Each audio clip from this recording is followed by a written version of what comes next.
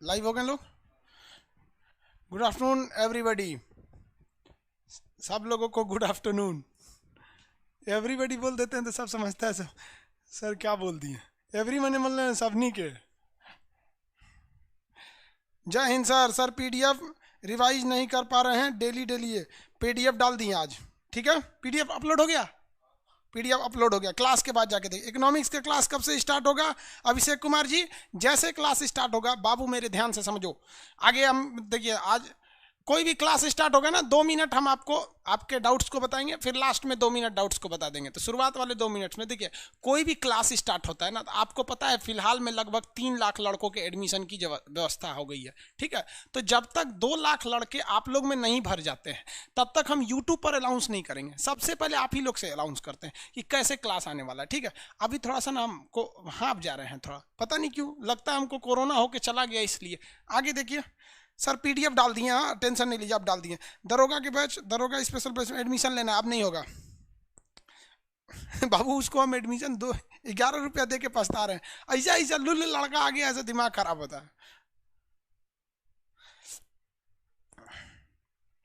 बाबू आप 9th addition लीजिए या 10th एडिशन लीजिए, कोई दिक्कत नहीं होता है, कोई प्रॉब्लम नहीं होगा। आप 9th लीजिए या 10th लीजिए, नेक्स्ट बैच में हम अपना एटलस ला देंगे। ठीक है, इस बैच के लिए नहीं ला पाएंगे, छप रहा है। एक्चुअली छपने के लिए दिए थे ना, दिल्ली में एक आदमी को, उसको कोरोना हो गया, मेरे पैसे से उसने अपना इलाज करा लिया। कह रहे सर पैसे जो दिए थे हमने हम इलाज कराया। हम कहे चलो भैया कोई बात नहीं, अगली बार दे देना। सर आपका नाम क्या क्या करेंगे बाबू? नाम जो आपके मयंक जी। मेरा नाम ना हो, सुनिए ध्यान से, मेरा बस इतना नाम चाहिए कि जहां भी आप नौकरी कर रहे हो, आपसे मेरी पहचान बन सके। लोग पूछें कि यार ये खान सर का स्टूडेंट है, बस उस दिन मेरा खुशी होगा। हमको लगा कि नहीं, मेरा नाम आप लोग ने दे दिया। नाम जानना है तो हमें आपसे नाम चाहिए। एक पिता अपने बेटा से क्या उम्मीद रखता है कि जब हम बुढ़ापे में जाएं और कहीं हम जाएं तो मुझे मेरे बेटे के नाम से बैठने के लिए कुर्सी मिले। अरे उनके पिताजी हैं, बैठने दीजिए। जैसे आज मेरे पिताजी कहीं चले जाएंगे, आपके घर चले जाएंगे, कहेंगे मेरे पिताजी कि मैं खान सर का पिताजी, आप तुरंत कहेंगे अरे सर बैठिए बैठिए। तो हम भी यही चाहते हैं कि हमारा नाम ना आपके वजह से हो। एक माँ बाप और शिक्षक क्या चाहते हैं, आप आगे बढ़ें और आपसे हम आगे बढ़ें, समझे? सर इंग्लिश में भी पीडीएफ प्रोवाइड कर दीजिएगा, फालतू लोगों को ब्लॉक कर दीजिए। सही बोले भाई, इतना ज्ञान कहाँ से आता है भाई? पढ़िएगा, सबके पास ज्ञान आ जाएगा। कोई ज़्यादा ज्ञान नहीं है मेरे पास, ठीक है, आपके पास कम है। जैसे ये देखिए ना, ये लाइन बड़ी नहीं है, आपको ये लाइन लंबी लगती होगी। कब? अभी लंबी लगने लगी। तो आप समझिए ये खान सर है और ये आप हैं।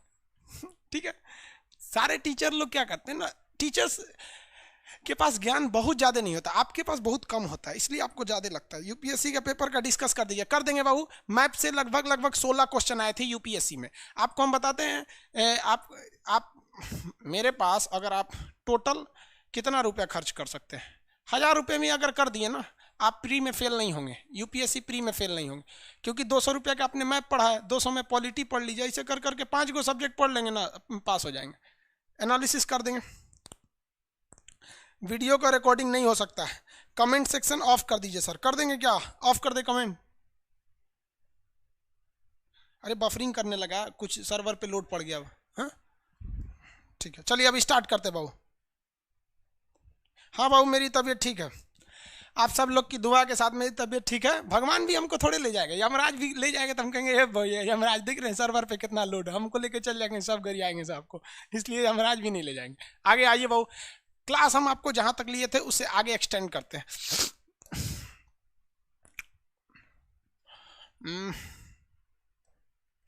अफगानिस्तान आपको समझा दिए थे। देखिए बाबू, इस वाले नक्शा में आपको पीओके कटा हुआ दिखता है। ठीक है, अब हर इंसान की अलग अलग मानसिकता होती है और सोचने का तरीका अलग अलग होता है। हमारा ये सोचना है कि हम जब जब देखेंगे कि हमारा ये पीओके कटा है, तब तक साला हमको गुस्सा लगेगा। अब पाकिस्तान से तब तक हमारा जो प्रण लिए हैं कि हम ये वापस आएंगे, तब तक हमको ये याद आते रहेगा। इसलिए जब आते हैं तो हम इसको पीओके को बनाते हैं, इसको कलर से रंगते हैं, मेहनत करते हैं। हम इतना नक्शा ले लिए फिर भी इसको सुधारते हैं। अब अपनी अपनी मानसिकता है। हम ये कहना चाहते हैं कि एक ना एक दिन हमारे विद्यार्थी में से कोई ना कोई होगा जो आगे जाके इस देश की कमान को संभालेगा, और ये हमारा मेहनत वो उस दिन रोक देगा। फिर हमारा जब पीओके हो जाएगा तो हमारा नक्शा पूरी दुनिया देखेगी। अभी तो ये हो गया कि भैया हम नहीं दिखाएंगे तो कोई दिक्कत नहीं। अलग अलग मानसिकता होती है लोगों की।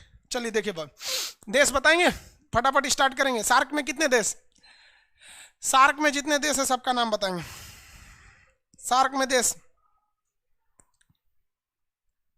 कोर्स वैलिडिटी क्या है सर? 2 से 2.5 महीना, दिसंबर तक चलेगा ये कोर्स, क्योंकि बीच में अक्टूबर नवंबर दिसंबर तक क्लोज चलेगा। सार्क में कितने देश? 8। 8 के नाम बता देंगे ना, कौन कौन? मालदीव, श्रीलंका, भारत, पाकिस्तान, नेपाल, भूटान, बांग्लादेश। हो गया। अरे कौन बोलता है बीपीएससी? कहीं कहीं यहाँ देखता है यूपीएससी का हम गारंटी लेते हैं तुमको, 1000 रुपये का कोर्स कर लोगे यूपीएससी पास हो जाओगे, तो बीपीएससी बोलता है। अरे जिस पानी में हाथी डूब जाएगा गधा पूछेगा कि हम हिल जाएंगे बीपीएससी बोलता है। Very good. आसियान में कितने देश?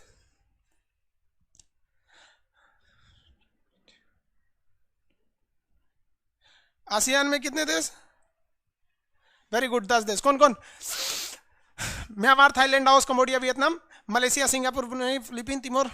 हो गया यहाँ पे, और एक ब्रुनेई था उधर। आगे देखिए, हम अफगानिस्तान तक समझाए थे आपको। महात्मा बुद्ध की बामियान में सबसे ऊंची मूर्ति कहाँ थी? अफगानिस्तान में थी, लेकिन उसको मार के गिरा दिया इन लोगों ने। अफगानिस्तान एक पहाड़ी देश है जहाँ अफीम का उत्पादन ज्यादा होता है। यहाँ एक बहुत ही खतरनाक तालिबान आतंकवादी संगठन है जिसे हम लोग कहते हैं तालिबान।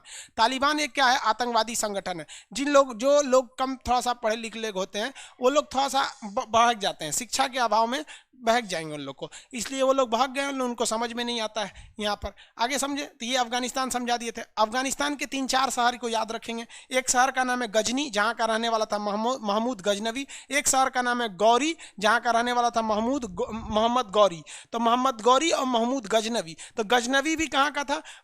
अफगानिस्तान का। उसने सोमनाथ की मंदिर को लूट लिया। और मोहम्मद गौरी आया तो ससुरा यहाँ चलाया। अब इतिहास में आपको पढ़ाएंगे मोहम्मद गौरी के बारे में आगे।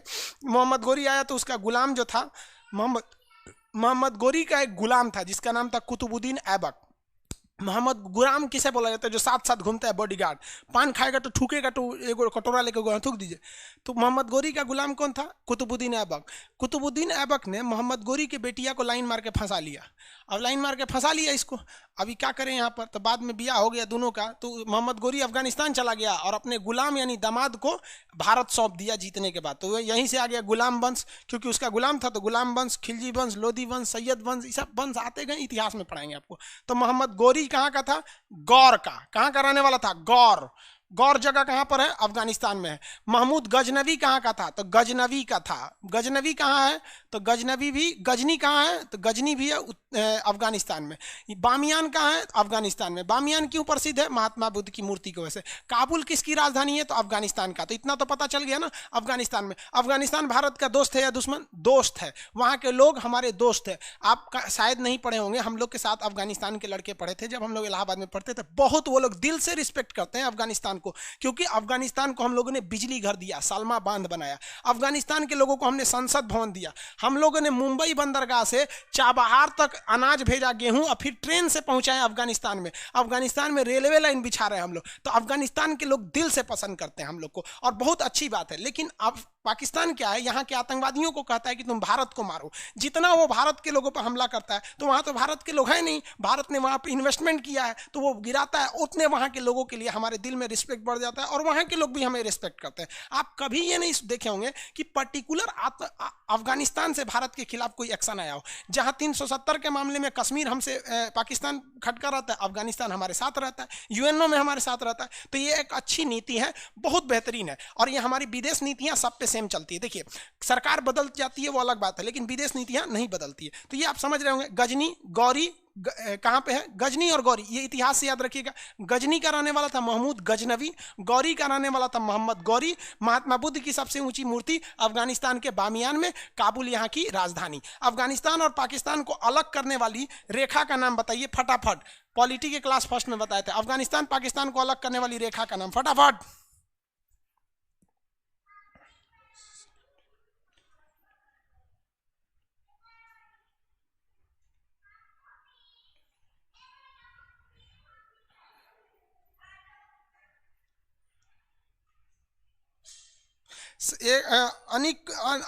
अंकित नागर जी कर रहे हैं सर आपने गोल्डन ट्रायंगल में कुछ और बताया, गूगल कुछ और बताया। देख बबुआ, गूगल जितना नहीं जानता है उतना हम तुमको नक्शा में यहाँ बता देंगे, ठीक है। गोल्डन ट्रायंगल 3-4 जगह है।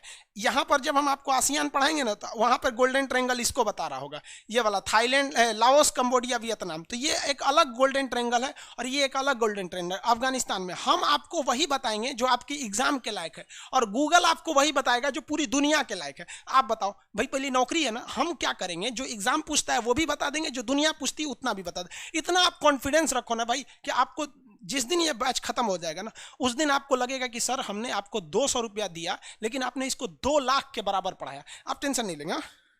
Durand line, very good, Durand line. अरे हाँ, वेरी एक लड़का और पूछ रहे हैं, बता रहे हैं कि सर वहां पर अलग करने के लिए एक हिंदुकुश माउंटेन भी है। Very good. देखिए, अगर हम पूछेंगे कि ज्योग्राफिकली, भूगोल के हिसाब से कौन अलग करता है, तो वो हिंदुकुश माउंटेन हो जाएगा, उसके इधर रहने वाला हिंदू कहलाता है। याद रखिएगा, हम भी ज्योग्राफी के हिसाब से हिंदू हैं और आप सनातन धर्म को मानने वाले आप भी हिंदू हैं। हिंदू कोई धर्म नहीं है, आप इसे अन्यथा नहीं लीजिएगा, बात को समझिएगा। सनातन संस्कृति होती है। आज तक हमने कहा है कि हिंदू संस्कृति है, सनातन संस्कृति आदमी बोलता है तो इस साइड का एरिया क्या कहलाता है, हिंदू कहलाता है। हिंदुस्तान का मतलब ये नहीं होता है कि हिंदुओं का स्थान, समझ में आ रहा है कि नहीं, इस ओर रहने वाले का। आप समझते होंगे इस चीज को, आप बात है। और पॉलिटिकली कौन अलग करता है, तो डूरंड लाइन अलग करती है। अफगानिस्तान में पहाड़ है या नहीं है, केवल और केवल ससुरा वहां पहाड़ है। जहां पहाड़ रहेगा वहां ठंड होगी और जहां पे ठंड होगा वहां 3 चीज याद रखिएगा, वहां के लोग बहुत गोरे होंगे और वहां के लोग का चमड़ा क्या हो जाएगा, पतला होगा और थोड़ा मेहनती टाइप के होंगे लोग, समझ में आ गया। नेपाल के लोगों को देखिए, चमड़ा पतला होता है, मेहनती होते हैं,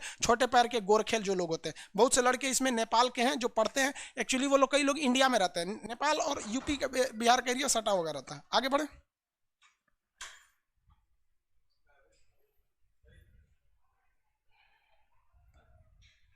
क्या हो गया, छोड़ दीजिए सर। बाहर का आवाज आ रहा है, ओह एटलस नहीं मिल पा रहा है भाई, ये तो आपकी गलती। बाहर की आवाज को बंद कर दीजिए। डूरंडाइन, आगे बढ़िए, बहुत अच्छा भाई। हम तो कभी ये उम्मीद नहीं किए थे कि कोई ये माउंटेन भी नाम देगा इसका। मिंदू कुश पर्वत नहीं, वो हिंदू कुश पर्वत है। अरे यार, मिंदू कुश पर्वत नहीं। आगे बढ़े। देखिए, जिन लोगों ने एटलस ले रखा है, बात समझिए, जिन लोगों ने एटलस खरीद रखा है उनको क्या काम है कि उनको फिजिकल मैप, 2-3 चीजें, अब हम ये आज हम इसको बता रहे हैं, कल हम आपको एटलस पे बताएंगे, इसलिए टेंशन नहीं। लेकिन जो लोग एटलस खरीद लिए हैं वो अफगानिस्तान के नक्शा में जाएंगे, जहां लिखा है वो क्या नाम है, काबुल, वहां हाईलाइटर चला देंगे काबुल। जहां बामियान लिखा है वहां बामियान। अब इतना छोटा देश है, इसी में आपको ढूंढना है कहाँ क्या है, और जो हाईलाइटर चला देंगे उसी पे, सुगा कलर का हाईलाइटर लीजिएगा।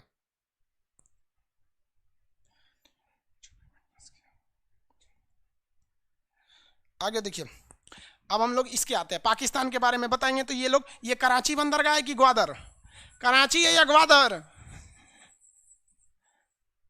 Gwadar, very good. अब यहां देखो, ये है देश श्रीलंका। श्रीलंका में एलटीटी समस्या, जाफना राज्य में ऊपरी भाग जाफना है जहां पॉइंट पेड्रो है, जाफना और मेन श्रीलंका के बीच में एलिफेंटा नामक दर्रा है। ये बताओ भैया, ये क्या है, मालदीप है। कौन सा जगह है, मालदीप, मालदीप है ये। कहाँ गया,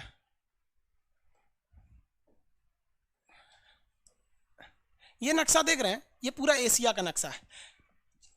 अगर आप इसको गौर से देखेंगे तो आपको पता चलेगा कि ये वाला एरिया कौन सा है, मालदीप, ये श्रीलंका। अमेरिका पहले श्रीलंका में आना चाहता था, भारत ने भगा दिया। नेपाल में आना चाहता था, चाइना ने भगा दिया। अल्टीमेटली वो पीओके में जाके हो गया।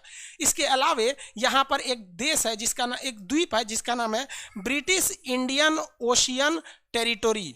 क्या नाम है, ब्रिटिश इंडियन ओशियन टेरिटोरी, क्योंकि यहां पर किसका कब्जा है, ब्रिटेन का है, ब्रिटिश इंडियन ओशियन टेरिटोरी। इसने इसे आजाद ही नहीं किया और ये हम लोग की लापरवाही थी, हमने इसे भी आजाद कर लेना चाहिए था। और उस द्वीप का जो नाम है, उस द्वीप का नाम है डीगो गार्सिया। क्या नाम है, डियागो, डियागो गार्सिया। भैया ये 2016 का क्वेश्चन है यूपीएससी का। डिएगो गार्सिया कहां पर है? तो वो इंडियन ओशियन में है। डिएगो गार्सिया पर किसका अधिकार है? ब्रिटेन का। British Indian ocean territory, Britain का वह टेरिटोरी, टेरिटोरी मतलब होता है क्षेत्र, जो इंडियन ओशियन में है, तो ये ब्रिटेन का कब्जा है। और यहां पर डिएगो गार्सिया, आइलैंड का नाम क्या है? Diego Garcia. कब्जा किसका है? ब्रिटेन का। तो इस डिएगो गार्सिया पर ब्रिटेन यानी यूके और यूएस दोनों की क्या रहती है? आर्मी रहती है, यानी आर्मी, एयरफोर्स, मिलिट्री रहती है। यहां पर इतनी आर्मी है इन सबों की डिएगो गार्सिया बेस पर, जहां पर यह पूरे एशिया को कंट्रोल कर सकते हैं। अब सोचिए इतनी आर्मी है कि डिएगो गार्सिया से उड़ान भर के ये लोग कहां गए थे? इराक पर हमला करने गए थे। इतना खतरनाक एरिया है आपका डिएगो गार्सिया। क्वेश्चन में आएगा डिएगो गार्सिया आइलैंड किस कहां पर है? तो इंडियन ओशियन में है। डिएगो गार्सिया कहां पर है? इंडियन ओशियन में है। इंडियन ओशियन में। उस पर कब्जा किसका है?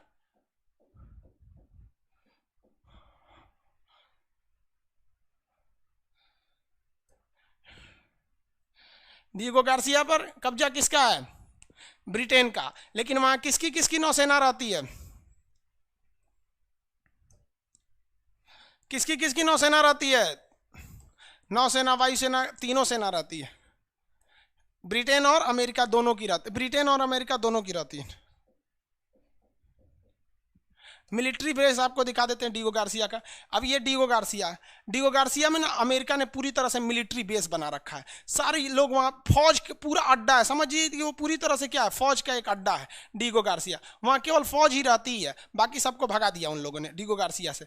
आपको हम दिखा देते हैं सैटेलाइट इमेज। वो सैटेलाइट इमेज पे आपको थोड़ा सा क्लियर दिख जाएगा डिएगो गार्सिया। वहाँ पर इतनी ज़्यादा फौज रखे रहते हैं सब ये लोग।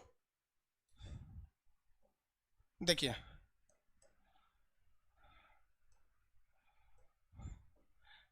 ये आपको डिएगो गार्सिया आइलैंड दिख रहा है। यहाँ पर आपको पूरा क्लियर नहीं दिखेगा क्योंकि सैटेलाइट इमेज कितना अच्छा से निकालेगा। लेकिन यहाँ पे आपको दो दो एयरपोर्ट दिख रहे होंगे सर।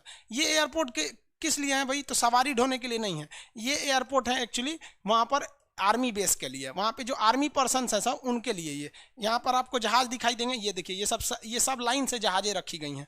ये रेडी टू फाइट खड़ी रहती हैं और इतने ज़्यादा इनके पास क्षमता है कि नेवी, एयरफोर्स सब रहती हैं। और ये दो दो रनवे हैं, यहाँ से सीधे उड़ान भर सकती हैं और पूरी एशिया में तबाही ला सकती हैं। ये हमारी थोड़ी सी लापरवाही थी, क्योंकि जब हम 1947 में ये देश आज़ाद करा सकते थे तो इसको क्यों नहीं आज़ाद करा सकते? जब हम लक्षद्वीप ले सकते थे, जब अंडमान निकोबार ले सकते तो ये क्यों नहीं ले सकते थे? क्योंकि उस वक्त हमारे यहाँ इतनी सोच, दूरदर्शिता नहीं थी। अगर हम ये ले लेते तो आज के वक्त में बताइए बाबू, आप अपना दिमाग से सोचिए जरा कि अंडमान हमारा हो गया, लक्षद्वीप हमारा हो गया, अगर ये हमारा हो जाता डिएगो गार्सिया तो दक्षिणी यहाँ पर हिंद महासागर में केवल हमारा ही बोलबाला रहता। और अगर रियलिटी में देखें ना तो श्रीलंका हमसे घिर जाता। अभी श्रीलंका हमारे नीचे, अभी क्या हो जाता? घिर जाता। और अगर श्रीलंका ज़्यादा चाइना के फेवर में पटर पटर बोलता ना, तो एक मिसाइल इधर से, एक मिसाइल इधर से, एक मिसाइल ऊपर से, एक इधर से, श्रीलंका था, है नहीं था। कौन श्रीलंका का एडमिशन नहीं ना लिया है? वो तो विदेश वाला लिया ही नहीं, भड़क जाएगा ना, गरियाने लगेगा हमको। तो डिएगो गार्सिया समझ में आ गया? Diego Garcia. लेकिन एक बार क्या हुआ, यूपीएससी ने पूछा कि डिएगो गार्सिया, अगली बार यूपीएससी ने वहीं से क्वेश्चन पूछ लिया कि चागोस आर्किपियागो क्या है। तो देखो भैया, यहां पर तीन आइलैंड है। कितने आइलैंड है? 3। एक का नाम है चागोस, एक का नाम है आर्किपियागो, एक का नाम है डिएगो गार्सिया। और ये तीनों यूपीएससी में पूछा हुआ है। सबसे ज्यादा आर्किपियागो और डिएगो गार्सिया पूछा है। 4 बार बोलिएगा ना तो याद हो जाएगा। हालांकि आप पीडीएफ आज क्लास के बाद देखिएगा तो आपको पीडीएफ मिल जाएगा। तो आर्किपियागो और डिएगो गार्सिया क्या चीज है? आर्किपियागो, डिएगो गार्सिया क्या चीज है?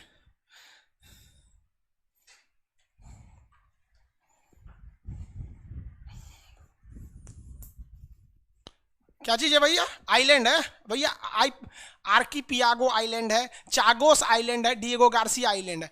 इन तीनों आइलैंड में से सेना का अड्डा किस आइलैंड पर है? तो डिएगो गार्सिया पर है। डिएगो गार्सिया पर एक्चुअली अधिकार किसका है? तो ब्रिटेन का है। लेकिन दोनों मिलकर रहते हैं। ब्रिटेन अपने चचा को बुला लिया है अमेरिका को कि हम दोनों मिलकर रहेंगे, ये हमेशा मिलकर रहते हैं। अब एक बार क्या हुआ कि हमको याद कंफर्म नहीं है, 2017 या 18 में क्वेश्चन पूछा था कि डीगो गार्सिया द्वीप जो हिंद महासागर में है, इस पर ब्रिटेन और अमेरिका दोनों की संयुक्त सेनाएं रहती है। यह द्वीप पर वास्तव में किसका अधिकार था?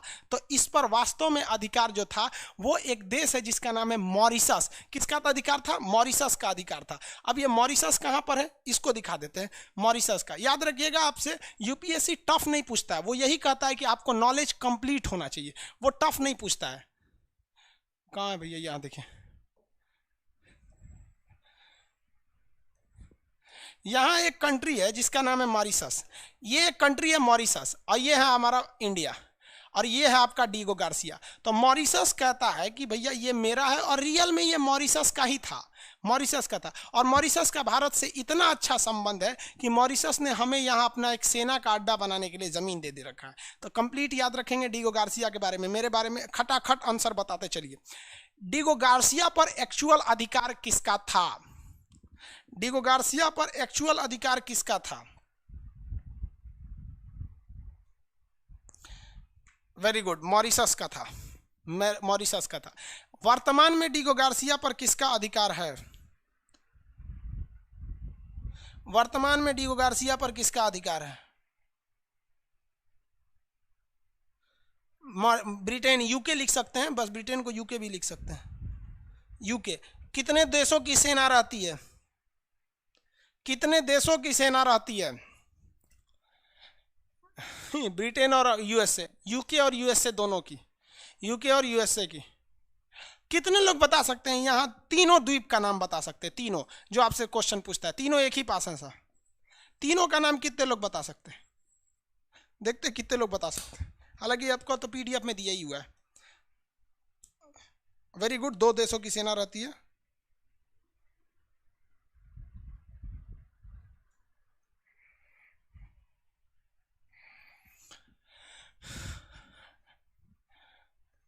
दोनों देशों की फौज रहती है।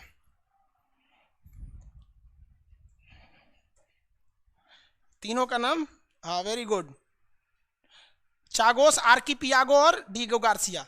चागोस, आर्किपियागो नहीं लिख पा रहे होंगे लोग, आर्किपियागो। सुनिए ध्यान से, एक बार क्वेश्चन जब पूछा था ना इसमें यूपीएससी में कि आर्किपियागो क्या है, तो एक मेरे बगल में एक लड़का रहता था घर के पास में ही, तो कहता सर आर्किपियागो पूछा था, हम मार दिए पक्षी है। आर्किपियागो पक्षी नहीं है। आर्किपियागो क्या है? एक द्वीप का नाम है, आइलैंड का नाम है। हो गया, आगे बढ़े, चलो।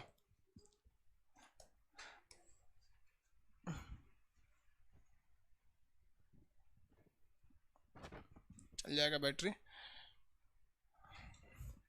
अब आते हैं हम लोग नेपाल पर। कहाँ आते हैं? नेपाल। अभी केपी शर्मा ओली साहब थोड़ा भड़के हुए हैं नेपाल को लेकर। अगर आप नेपाल को देखिएगा तो नेपाल एक लैंडलॉक कंट्री है। लैंडलॉक उसे कहते हैं जो चारों ओर से ज़मीन से घिरी रहती है। अब आप देखिए ना, 3 ओर से तो ये इंडिया से ही घिरा हुआ है, और एक ओर से किससे घिरा हुआ है? ये एक ओर से घिरा हुआ है चाइना से। तो नेपाल जो है वो एक ओर से चाइना से घिरा है और 3 ओर से इंडिया से घिरा हुआ है।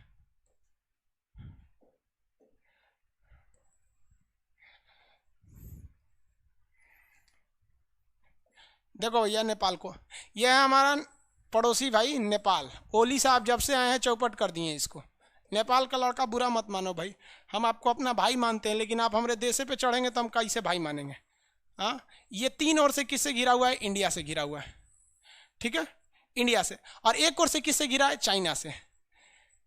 समस्या देखिए, ये अभी ओली साहब की सरकार जो है वो अपनी सरकार को बचाने के लिए, बड़ा इजी होता है ना कि आप नेशनल मुद्दा छोड़ दीजिए। जैसे मोदी जी का चुनाव कब होगा? 2024 में। अगर मोदी जी इस दौरान कुछ भी नौटंकी करे कोई दिक्कत नहीं है, बस चुनाव से पहले, मोदी जी का चुनाव कब होगा भैया? देखिए अप्रैल 2024, ठीक है।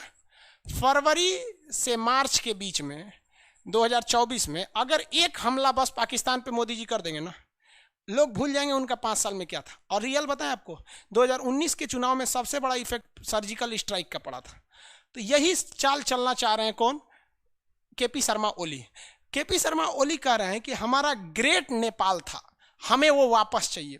अरे ओली साहब एक बात बताएं, अगर जिस दिन भारत कहने लगा ना हम ग्रेट इंडिया थे, तो म्यांमार ग्रेट इंडिया में था, 1935 में अलग हुआ था। और ये अपना सिगौली की संधि दिखाते हैं 1816-17 का ले आके। भैया हम तो 1935 का दिखाएंगे तो ग्रेट इंडिया यहाँ था, हम 1971 का दिखा देंगे ना तो बांग्लादेश हमारा था, हम 1947 का दिखा देंगे ना 1947 का तो पाकिस्तान हमारा था, हम 18वीं सदी का दिखा देंगे ना तो अफगानिस्तान हमारा था। तो फिर ये ओली नेपाल के लोग, आप लोग भी इसको देखते हैं बहुत इंडिया का। अब जरा सोचो, राष्ट्रवाद अच्छी चीज है लेकिन फ्यूचर को देखो ना यार। अब क्या बात कर रहे हो, हम लोग पाकिस्तान को लेते हैं, हमारा ही था ना ग्रेट इंडिया। हम अशोका के टाइम का इंडिया देखेंगे ना, जो पूरा एशिया का नीचे वाला इंडिया का था। पाकिस्तान को हम लोगों को दहेज में मिला था चंद्रगुप्त मौर्य को, उस समय उसका नाम था एरिया आराकोसिया जेड्रोसिया पेरिस्पेमियाई, दहेज में मिला था चंद्रगुप्त मौर्य को। अफगानिस्तान और पाकिस्तान पढ़ लीजिए, हिस्ट्री में पढ़ाएंगे आपको, हिस्ट्री और नक्शा सा पूरा जीएस पढ़ना ही पड़ेगा आप लोग को। जाएंगे कहाँ, नहीं पढ़ेंगे तो मन नहीं लगेगा आपको दूसरे जगह। तो नेपाल साहब का क्या कहना है कि यहाँ से एक थोड़ा सा एरिया यहाँ पर ये मेरा है। अब ये इनका एरिया का कहना क्या है, इनका डिमांड देखिए। सुगौली की संधि में क्या कहा गया था कि जो नेपाल है ना, नेपाल और इंडिया, इधर इंडिया, इसकी सीमा का निर्धारण कौन करेगा, ये काली नदी करेगी। तो भारत मानता है कि काली नदी का जो उद्गम हो रहा है वो काला पानी से हो रहा है। कहाँ से हो रहा है, काला पानी से। लेकिन नेपाल कहता है कि नहीं, काली नदी का जो उद्गम हो रहा है वो लिम्पियाधुरा से हो रहा है। कहाँ से हो रहा है, लिम्पियाधुरा से।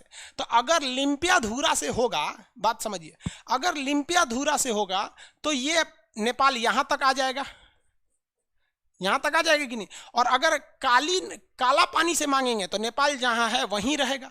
यही बवाल हुआ था। हम अब तक के वीडियो में सबसे ज़्यादा हमको नेपाल वाला इसी पे गरिया है कि तू क्या बोलता है, ये है वो। तो भाई हम सच बोल दिए हैं यहाँ पे। अब भारत कहता है कि भैया ये है। अब मेन बवाल इसी तीन को लेके है। और राष्ट्र मुद्दा ऐसा होता है ना कि प्रधानमंत्री सही कर रहे हैं या गलत कर रहे हैं, लोग उसके साथ हो जाएंगे। अभी आज नरेंद्र मोदी बोल दें कि हम लाहौर वापस लेके आएंगे, 80% जनसंख्या उनके साथ हो जाएगी। अभी मोदी जी कह दे कि हम सिंध वापस लेके आएंगे, क्योंकि हमारे राष्ट्रगान में पंजाब, सिंध, गुजरात, मराठा, पाकिस्तान का एक राज्य है सिंध, वापस ले आएंगे तो उनके साथ हो जाएंगे। तो यही है नेपाल के साथ। तो ये विवाद चल रहा है इसी को लेकर। हालांकि इंडिया कहता है कि ये एरिया हम इसलिए रखे हैं क्योंकि ये एरिया जो काला पानी का एरिया है ये चाइना से सट के है, हमको यहाँ हमला करना पड़ेगा क्योंकि चाइना पे भरोसा नहीं है। ओली साहब मेन बवाल इसलिए किए हैं क्यों चाइना के फेवर में जा रहे हैं। ये कसम खा के रखे हैं कि हम नेपाल से भारत के रिश्ते बर्बाद कर देंगे, लेकिन भारत संयम से कर रहा है क्योंकि उनको पता है कि लोकतंत्र में सबकी सरकार नहीं रहती है, पलट जाती है। सरकार जाएगी तो सब लोग सुधर जाएंगे। अब जरा नेपाल के लोगों को हम बता देते हैं। देखो भैया, ये नेपाल है, ये एरिया है तिब्बत, जिसे चाइना ने कब्जा कर लिया तिब्बत को। और ये इतना ऊंचा है, 5 किलोमीटर ऊंचा है कि इसके ऊपर से एरोप्लेन नहीं जा सकता है। यानी आपको अगर हवाई जहाज ले जाना है ना तो आपको इंडिया के ज़मीन से ले जाना पड़ेगा, और इंडिया की ज़मीन अगर परमिशन नहीं देगी ना तो आप हवाई जहाज नहीं ले जा सकते, मार के गिरा दिया जाएगा। तो जिस दिन भारत से खटकेगा ना, आप हवाई जहाज पे चढ़ना भूल जाएंगे नेपाल के लोग, पहला। दूसरा, कोई भी नेपाल अगर सामान खरीदता है तो उसे कलकत्ता बंदरगाह पे ले आता है, और कलकत्ता बंदरगाह से सड़क होते हुए रक्सौल से वो कहाँ ले जाता है, अपने एरिया में ले जाता है। नहीं तो ये यहाँ से बागडोगरा के पास से लेके जाता है। अगर भारत से रिश्ते खराब होंगे ना तो यहाँ से ये आपका बंद हो जाएगा। फिर मंगाइएगा आप चीन से वो पहाड़ पार करके, फिर चीन से मंगाने में क्या हालत खराब होगा देखिए। ये नेपाल यहाँ तो दिख रहे होंगे आपको। अब देखिए, अगर वो चीन से, सपोज अमेरिका से कोई सामान मंगाता है चीन में, तो चीन का वो मान लीजिए हांगकांग बंदरगाह पे उतारता है तो यहाँ से उसको यहाँ लाना पड़ेगा। और अभी वो कलकत्ता बंदरगाह पे मंगाता है, यहीं से यहाँ आ जाएगा। तो नेपाल के लोगों को ये समझ में नहीं आ रहा है कि भैया आपकी जो सरकार है ना वो जीतने के लिए, अब मान लीजिए आलू अगर मंगा रहे हैं यहाँ से यहाँ ले आने का आलू, तो 10 रुपये किलो अगर यहाँ पड़ा तो यहाँ 15 रुपये में बेच देंगे। लेकिन वही आलू अगर यहाँ 10 रुपये किलो गिराया, यहाँ ले आएंगे तो 45 रुपया हो जाएगा। तो नेपाल के लोगों को समझ में नहीं आ रहा। हालांकि बहुत सारे लोग समझ रहे हैं इसको, लेकिन वो राष्ट्रीय मुद्दा ऐसा छोड़े हुए हैं नेपाल में। नेपाल पूरी तरह से पहाड़ी एरिया है, और नेपाल से भयानक पहाड़ तिब्बत में है। इसलिए नेपाल से निकलने वाली नदियाँ तिब्बत में तबाही नहीं मचाती हैं, नेपाल से निकलने वाली नदियाँ भारत में तबाही मचा देती है, क्योंकि भारत नीचे के एरिया में। तो हमको तो एक और से फ़ायदा ये मिलता है कि हमारे यहाँ पहाड़ नहीं है, इसलिए सड़क वगैरह बढ़िया है, हम खेती वगैरह सब कर लेते हैं। और नेपाल में पहाड़ है, इसलिए नदियों से जो तबाही होती है वो भारत में हो जाती है, उधर की ओर तबाही नहीं होती। लेकिन वहाँ खेती नहीं होता है, खाली शिलाजीत बेचता है ले आके, जड़ी बूटी यही लोग बेचते हैं लोग ज़्यादातर। भारत में तो आधा से ज़्यादा चाउमीन बनाने वाले लोग नेपाल से आए लोग। क्या हम लोगों ने कभी उनसे भेदभाव किया? उस्ताद बोलते हैं लोग उसको, रेस्टोरेंट में जो बनाते हैं लोग चाउमीन वगैरह नेपाल के लोग बोलते हैं और उस्ताद क्यों। आज भी नेपाल के लोग भारत में कंबल आके बेचते हैं। कभी कोई नेपाल का आदमी बोले कि उनके साथ भेदभाव हुआ है, हम लोग अपने भाई की तरह उनके साथ मजाक करते हैं। और यार आप लोग अगर ये थोड़ी सी जमीन के लिए रिश्ता तोड़ोगे तो जरा सोचो हमारी भारत की संस्कृति। इसीलिए तो कहते हैं कि हम लोग से बड़ी यार दुनिया में किसी का दिल नहीं हो सकता है। भगवान श्री कृष्ण जो थे ना, आखिरी बार कौरवों के दरबार में गए थे और उन्होंने कहा था कि तुम पूरा ब्रह्मांड रख लो, पूरा हिंदुस्तान रख लो, पूरी भारत को रख लो, लेकिन हमें केवल 5 गांव दे दो। लेकिन वो 5 गांव भी नहीं दे पाया। कहाँ पहुंच गया पता है ना।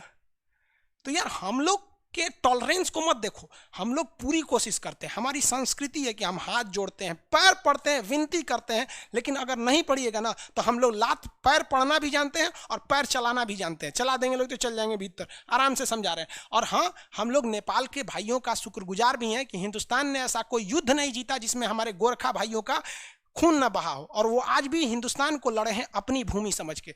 लेकिन वहां पर कोई एक पार्टी अपनी सरकार जीतने के लिए ऐसा करने लगी, ये तो गलत है। गलत है कि नहीं? ओली साहब काय लिए बार बार मिल रहे हैं वहां पर? चीन की राजदूत से खूब मिलते रहते हैं। ओली जी कसम खाए हुए हैं कि हम चौपट करेंगे। लेकिन भारत, सोचिए भारत क्या करता है।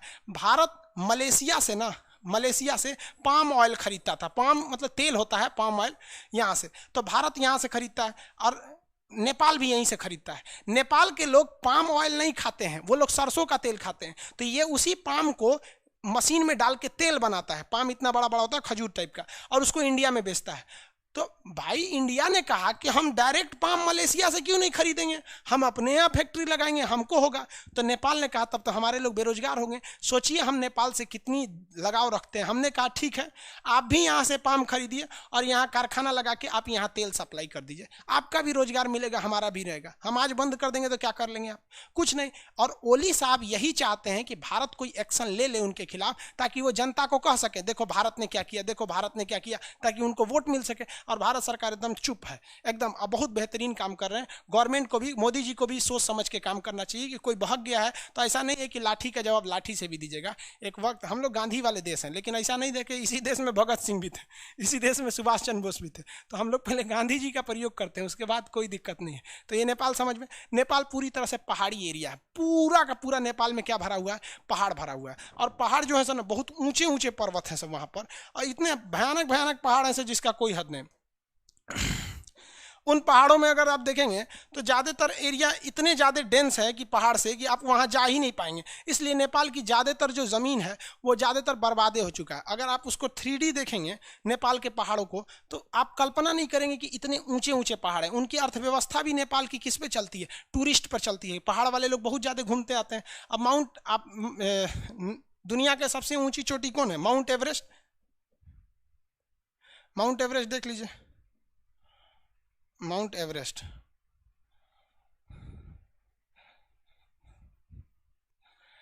अब यहाँ है माउंट एवरेस्ट। कहाँ गया जी? इस्लामाबाद, जम्मू, ले वहीं ले जा रहा है कि कहीं और ले जा रहा है? ये सब का सब एरिया पहाड़ है। माउंट एवरेस्ट पे ही ले जा रहा है ना? हाँ ठीक है। अब आप पहाड़ देखेंगे इसको, ये है नेपाल आपका। अब देखिए इसमें केवल और केवल ना आपको ऐसे ही पहाड़ी मिलेगा केवल। तो यहाँ कहाँ खेती कीजिएगा? थोड़ा मोड़ा कहीं खेती होता है, टूरिस्ट होता है। अब नेपाल को समझ में नहीं रहा, ये पहाड़ भरा हुआ है, पूरा नेपाल यही है, पूरा का पूरा पहाड़ भरा हुआ। नीचे से थोड़े मोड़े सड़क जाते हैं, आप देख रहे हैं ये कहाँ पे आपको पूरा नेपाल ऐसे ही मिलेगा, आपको पहाड़े पहाड़ मिलबे करेगा। ये देखिए कहीं भी कुछ भी आपको देखेंगे तो ये सब का पहाड़ है। क्या खेती करेंगे यहाँ पे? हम लोग के पास तो गेहूं चावल, नेपाल के लोगों से पूछिए कहाँ से जाता है? इंडिया से। तेल सरसों सब कहाँ से जाता है? इंडिया से जाता है। अब उनको समझे में नहीं आ रहा है।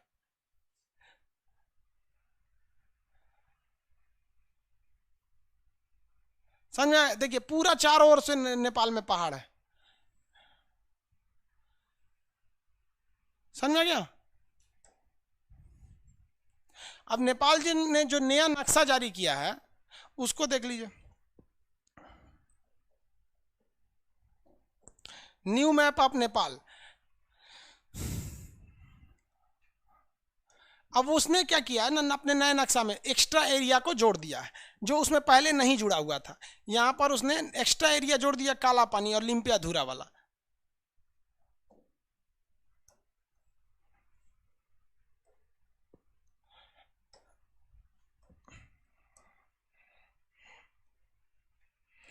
ये नेपाली भाषा में भी लिखा हुआ है।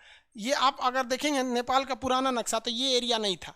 मेन इसी के लिए बवाल हुआ है। अब आप बताओ भैया, हम लोग ने पाकिस्तान बांग्लादेश सब अलग हो गए सब। अब आपको आज याद आ रही है सुगौली की संधि, तो अब हम क्या कर सकते हैं यहाँ पर?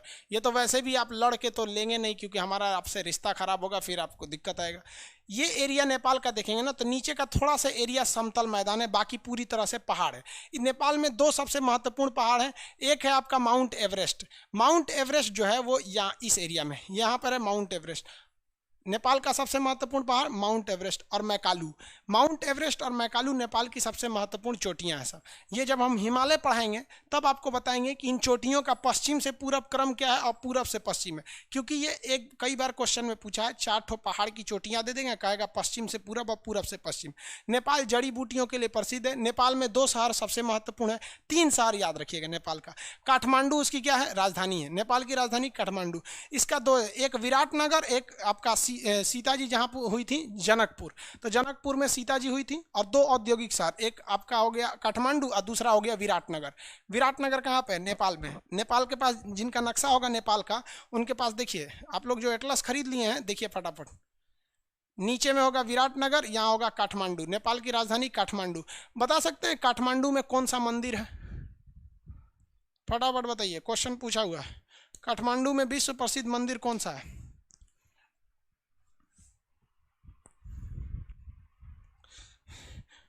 बोल रहा है एक लड़का कि ओली जी को चीन की राष्ट्रपति पसंद आ गई है, मतलब राजदूत पसंद आ गई है।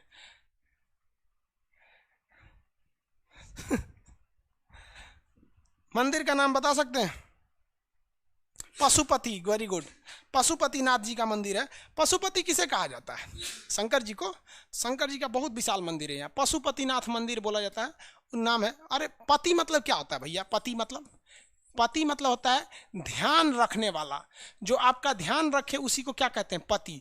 जैसे जो प्रजा का ध्यान रखे, प्रजापति। ध्यान से, प्रजा का ध्यान रखे प्रजापति। जो पूरे राष्ट्र का ध्यान रखे राष्ट्रपति। समझ में गया? जो महिला का ध्यान रखे ससुरा चाय पत्ती। महिला उसको पति थोड़े छोड़ती है, चाय पत्ती बना देती है उसको। समझ में गया? आगे देखिए नेपाल के बारे में। आगे जब हिमालय पढ़ाएंगे ना तो हम इसमें हिमालय पढ़ाएंगे। हिमालय के छोड़ के बाकी नेपाल में है क्या? एक काठमांडू घूमने वाला जगह, पशुपति जी का मंदिर है। बाकी नेपाल लैंडलॉक कंट्री है, ऊपर में चाइना से, नीचे से इंडिया से। बाकी हिमालय का चीज़ है, हिमालय अलग से टॉपिक है, उसमें आपको क्लियर करेंगे। अगला जो है जगह है भूटान है। अगला जगह का नाम क्या है? भूटान।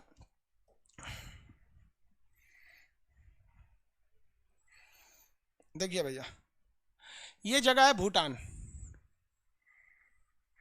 यहां पर एक जगह है साकटेंग। चीन कहता है कि साकटेंग मेरा है। अब जरा देखो भैया भूटान को, ये भूटान दिख रहा है आपको? भूटान दिख रहा है ना? भूटान भी सेम नेपाल की तरह है। सेम नेपाल की तरह मतलब वो भी 3 ओर से इंडिया से घिरा है और 1 ओर से चाइना से घिरा है। 1 ओर से चाइना से घिरा। नेपाल भी 3 ओर से इंडिया से घिरा था, 1 ओर चाइना से घिरा। अब भूटान का एक जगह है जिसका नाम है साकटेंग, जो इंडिया की ओर है नीचे। चोट्टा चाइना क्या कहता है कि साकटेंग मेरा है। अरे हरामी साले, इधर से कैसे तुम्हारा हो जाएगा? मतलब सोच रहे हैं साकटेंग उसका कैसे हो जाएगा, ये हमको नहीं समझ में आ रहा। साकटेंग तो नीचे है, इंडिया की ओर है, ऐसे कैसे हो जाएगा साकटेंग तुम्हारा? अब मान लीजिए कि भैया साकटेंग यहां रहता तो समझ में आता, साले तुमसे विवादित है। तुम साले हरामी बोलते हो कि साकटेंग तुम्हारा है। अजब हाल है।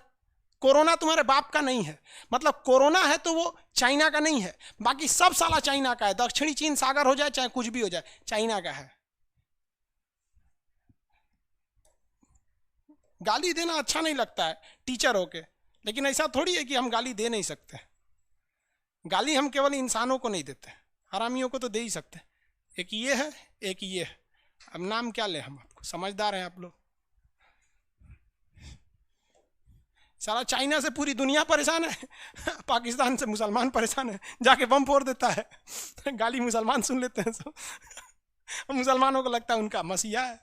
अरे भैया तुम्हारा मसीहा है तो चले जाओ वहीं पे, फिर काहे चिल्ला रहे थे एनआरसी खराब है। अजब हाल है।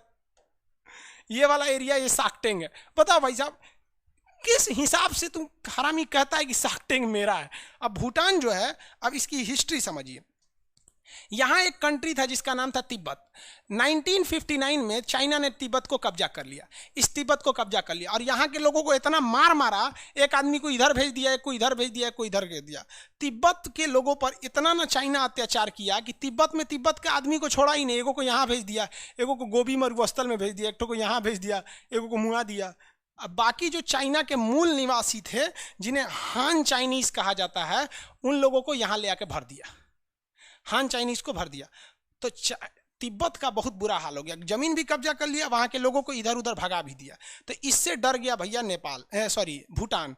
भूटान कहा कि भैया अब हमरो कब्जा कर लेगा। तो भारत से कहा कि हम आप में मिल जाएं। तो भारत ने कहा मिल जाओ, कोई दिक्कत नहीं है।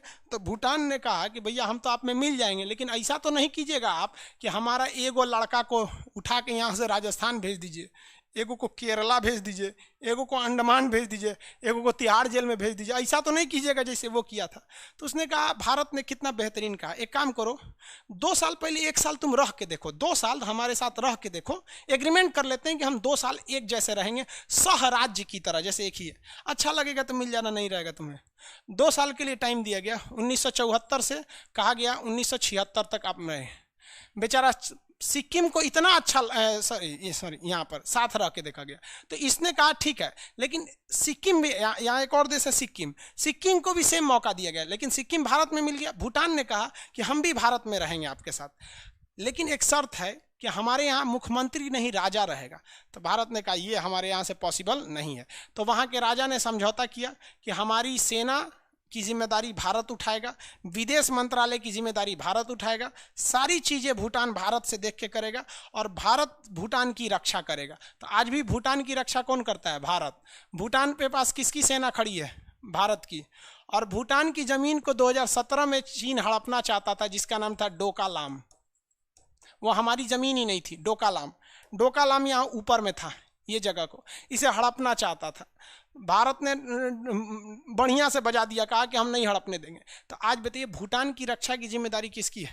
भारत की। अब आप कहेंगे कि भारत काहे लिए वो एडवांस वाला काम किया? तो 2 रीजन है। अगर इस भूटान पर चाइना का कब्जा हो जाता तो हमारी बॉर्डर के और करीब आ जाता है। हम लोग अगर भूटान के पास हैं तो भूटान पूरी तरह पहाड़ी देश है, इतना पहाड़ है कि यहाँ बादल जाता है तो बिना टकराए जाता ही नहीं है, इसीलिए इसे लैंड ऑफ थंडरबोल्ट, तड़ित झंझावात, भ्राम भ्राम वाला देश कहते हैं। बादल जाएगा तो लड़बे करेगा। तो इस ऊंचाई पे अगर चाइना आ जाता तो हम लोग तो मरा जाते लोग। तो हम लोग इसकी रक्षा के बहाने, हम रक्षा थोड़ी कर रहे हैं इसकी, मेन उद्देश्य देखेंगे तो चाइना को काउंटर कर रहे हैं। इतना ऊंचा का एरिया है कि धूर थार के रख देंगे तुमको यहाँ पर। तो भूटान की रक्षा की जिम्मेदारी कौन है? भारत है। भूटान में एक पहाड़ है जिसका नाम है काला पर्वत, ब्लैक माउंटेन। क्या नाम है? काला पर्वत या black mountain.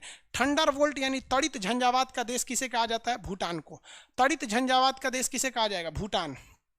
Land of Thunderbolt Bhutan को कहा जाता है।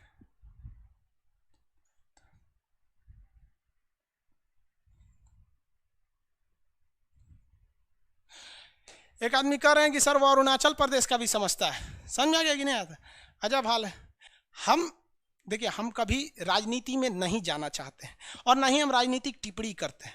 हमारे में खराबी है कि भैया जो है वो हम बोलते हैं, ये खराबी है। अगर हमें भारत का कमान सौंप दिया जाता तो हम चाइना को एक ही बात कहते हैं कि चाइना तुम्हें हमसे जो भी व्यापार करना है वो दूतावास के थ्रू होता है, एम्बेसी। चाइना का एक अधिकारी दिल्ली में बैठा है, हम नियम लगा देते हैं कि चाइना का वह अधिकारी दिल्ली में नहीं बैठेगा, अरुणाचल प्रदेश में बैठेगा। तो जब वो अरुणाचल प्रदेश में बैठेगा तो परमिशन किससे लेगा? वहाँ के गवर्नर से लेगा। सीधी सी बात, अगर आप गवर्नर से परमिशन ले रहे हैं यानी वो जगह आपका नहीं है, तो नियम बना दो कि भैया हम आपकी जो एम्बेसी रखे हैं, दूतावास, ये जो दूतावास जो एम्बेसी है ये हम दिल्ली में रखेंगे ही नहीं। आपको खोलना है दूतावास तो आप अरुणाचल प्रदेश में खोलिए, यहाँ नहीं खोल सकते हैं। अब बताइए, अगर ये खोला यहाँ पर तो एम्बेसी कभी भी आप अपने जगह में थोड़ी खोल। अब आप कहेंगे कि भैया भारत का दूतावास छत्तीसगढ़ में, अरे भारत का दूतावास विदेश में रहता है, तो आपका दूतावास यहाँ है, इसका मतलब आप कानूनी परमिशन दे रहे हैं कि वो जमीन आपकी नहीं है। और दूतावास खोलने से पहले वहां के राज्यपाल से परमिशन लीजिएगा, राष्ट्रपति से लीजिएगा, तो भी नहीं है। और अगर आप घुसिया के कहेंगे नहीं हम दूतावास वापस ले जा रहे हैं, तो ले जाओ साले, तुम्हारे व्यापार, हमको वैसे ही ऑलरेडी व्यापार से घाटा लग रहा था, हम तो खुद बहाना खोज रहे थे, तुम साले चले जाओ। तो कहते हैं देहात में रोए के रहनी तले आँखिए खुदा गिल। और अच्छा है, एक तीर से दो निशाना। डायरेक्ट हम थोड़ी कहेंगे कि व्यापार बंद करेंगे, व्यापार होता है राजदूतों की मदद से। राजदूत यहाँ खोलिए, सब काम खत्म हो जाएगा। हमको बड़ा अफसोस होता है कि जिस धरती का चाणक्य था, आज उसी धरती के लोग चाणक्य नीतियां भूल गए हैं। समझ में आ गया कि नहीं आ गया? किसी को कोई दिक्कत नहीं? अरुणाचल प्रदेश उनका है। अरे हमारे यहाँ प्रधानमंत्री लोग ना एज पे बनते हैं, थोड़ा यंग एज का बन जाता ना आप लोग की उम्र का, तड़ाम भड़ाम वाला, कब का मैटर सॉल्व हो गया रहता। आगे देखें, किसी को कोई दिक्कत नहीं है?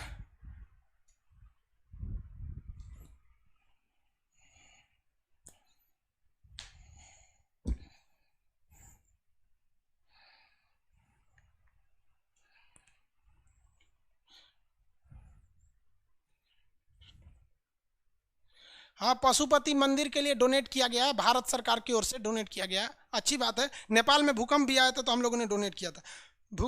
भूटान जाने पे पासपोर्ट नहीं लगता। हाँ भैया, हम उनकी रक्षा करते हैं तो हमसे पासपोर्ट लेंगे, सब कुछ। भूटान के बारे में दो तीन चीज़ याद रखिएगा। सबसे पहला याद रखेंगे भूटान के बारे में कि इसे क्या कहा जाता है, लैंड ऑफ थंडर बोल्ट। क्या कहेंगे?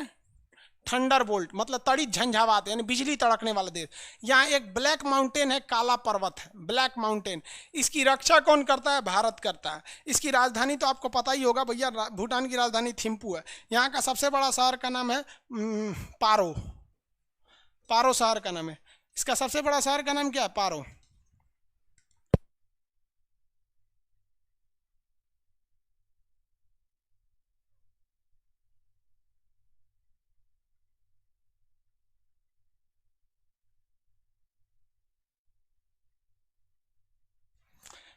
देखिए ये पारो है।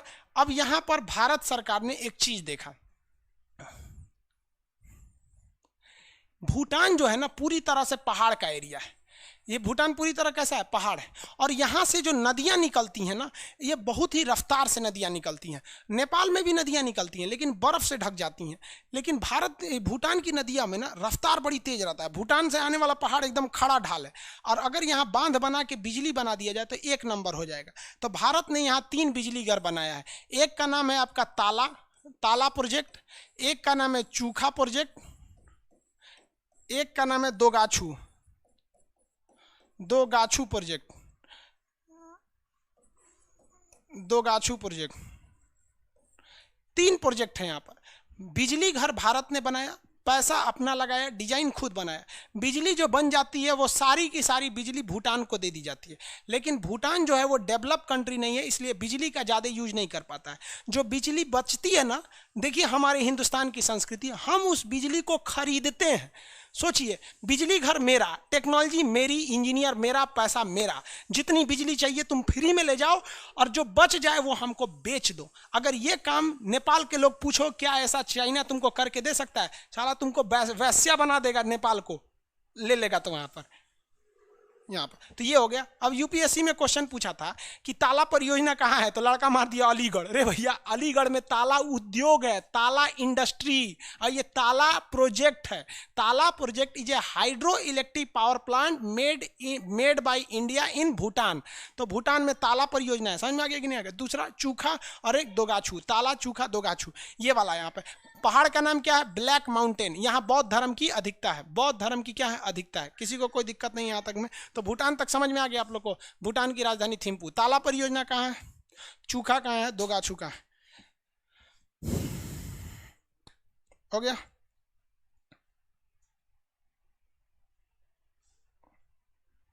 पारो, देवदास वाली पारो नहीं।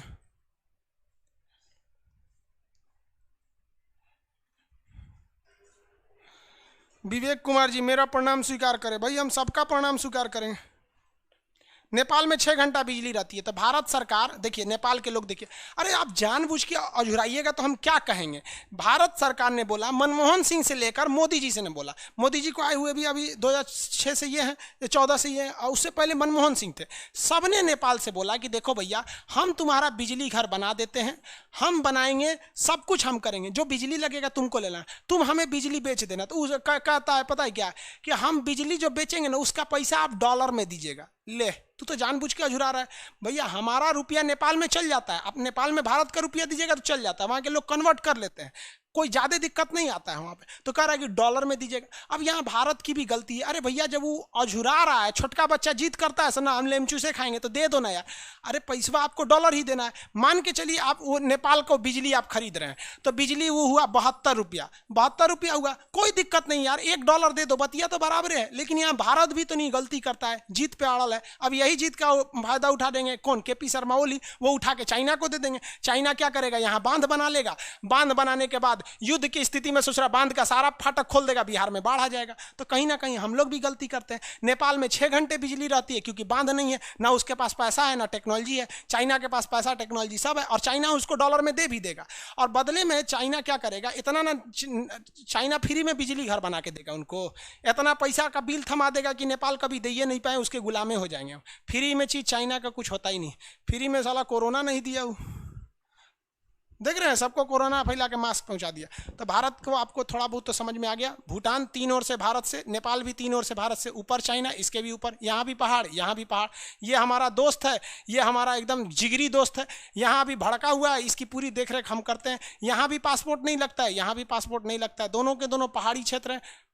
आगे बढ़े, इतना समझ में आ गया। आज के लिए इतना ही रहने देते हैं। अभी कोई डाउट है तो बोलिए।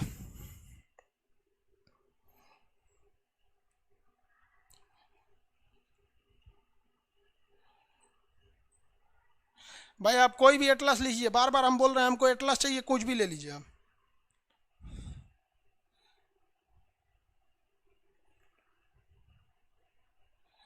इमोजी बना बना मत भेजो भैया, ताला परियोजना की जगह ताला बना के भेज रहे हो, मजाक थोड़ी हो रहा है। पारो जगह का नाम है उसका, देवदास वाली पारो नहीं। इसे पारो के चक्कर में रहना, बेरोजगार रह जाओगे जिंदगी भर। हम एटलस 9th एडिशन लिए हैं, 9th एडिशन लिए हैं, हम क्या कर सकते भाई, जो एडिशन लेना है ले लीजिए, बस उसमें नक्शा रहना चाहिए सबका।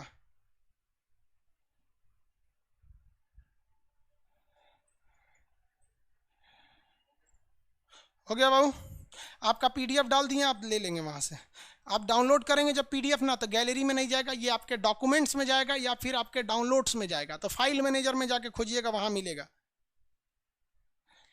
लैपटॉप से नहीं चलता है, लैपटॉप से मिसयूज ज़्यादा होता है, इसलिए लैपटॉप में नहीं चलता है। बांग्लादेश के बारे में आगे कल समझाएंगे। ज्योग्राफी का नोट्स, अरे ज्योग्राफी पढ़ाए कहाँ की जो तो नोट्स दे देंगे। यूपीएससी 2021 के लिए क्या करें, चुपचाप पढ़ लीजिए बउआ, यूपीएससी को गोली मारिए यहाँ से।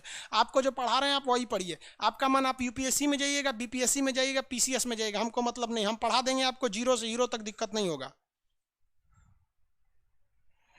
आर्मेनिया में युद्ध होने वाला है, यूट्यूब पे बता देंगे युद्ध होने वाला है जो।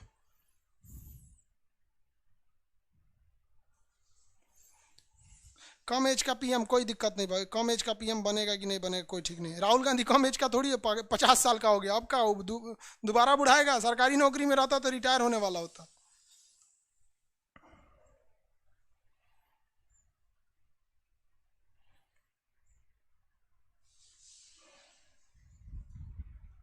एक ही चीज को कितनी बार कर रहे हैं जी, लगभग हर देश में एक लोग होते हैं जहाँ देशभक्त होते हैं, हर जगह के लोग देशभक्त होते हैं, खाली इंडिया के थोड़े होते हैं। दुनिया में सबसे ज़्यादा देशभक्ति जानते हैं कहाँ होता है, भूटान, सॉरी जापान में। जापान का व्यक्ति जब रिटायर होता है ना, तो पेंशन नहीं लेता, अपना सारा पेंशन किसको दे देता है, सरकार को। और यहाँ के लोग सरकारी नौकरी केवल इसलिए पसंद करते हैं कि सरकार हमको पेंशन देगी। और वहाँ के नेता भी ईमानदार रहते हैं। तबीयत खराब था वहाँ के प्रधानमंत्री के, क्या नाम था उनका, शिंजो आबे, तो उन्होंने कहा कि हमसे देश की सेवा नहीं हो पा रही है, हम प्रधानमंत्री का पद छोड़ रहे हैं। और यहाँ लाल कृष्ण आडवाणी नरेंद्र मोदी से लड़ गए थे कि प्रधानमंत्री हम बनेंगे, 82 साल की उम्र में हम प्रधानमंत्री बनेंगे। देख लो देश भारत में आप। मोदी का विरोध किसने किया था, खुद बीजेपी के सबसे वरिष्ठ नेता लाल कृष्ण आडवाणी 2014 में त्यागपत्र दे दिए थे कि मोदी बनेंगे तो हम छोड़ देंगे। बाद में राजनाथ सिंह बनाए थे। आज ना आप लोग राजनीति करना सीखे हैं, 10 साल पहले जाइए सब समझ में आ जाएगा।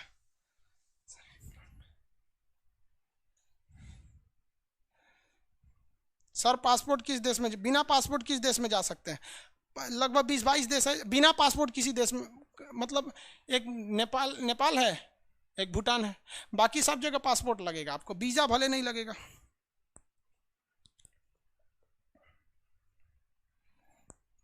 एटलस जो भी ले लीजिए। आप डाउट पूछना है तो पूछिए, उल्टा सीधा कमेंट नहीं करिए। हो गया ना? बस करते हैं, वो सारे सर्वर को ऑफ कर दीजिए। चलिए आप अगला क्लास कल करेंगे। हाँ, कल हम आपको एटलस भी